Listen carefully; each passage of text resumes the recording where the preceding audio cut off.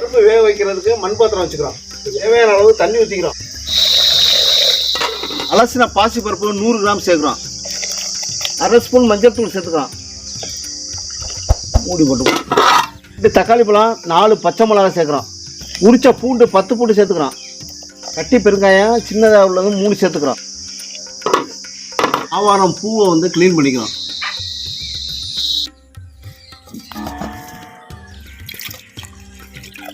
எல்லாமே நல்லா வந்துருச்சு. இனிமேல் நம்ம தாளிக்க வேண்டியதான். 2 ஸ்பூனு நல்லெண்ணெய் ஊற்றிக்கிறோம். கிள்ளிய வரமிளகாய் 5, கடுகுளுந்த பருப்பு 1 ஸ்பூனு, சீரகம் 1/2 ஸ்பூனு, உரிச்ச சின்ன வெங்காயம் 20, கைப்பிடி அளவு கருவேப்பிலை சேர்க்குறோம். வெங்காயம் நல்லா வதங்கிருச்சு. மல்லித்தூள் 1 ஸ்பூன் சேர்த்துக்கிறோம்.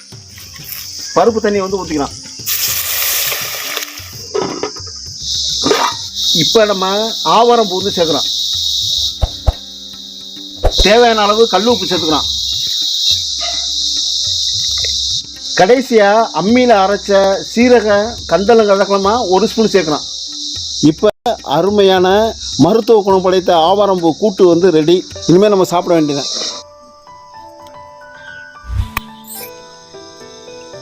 மீண்டும் அடுத்த வீடியோவில் சந்திப்போம். நன்றி, வணக்கம்.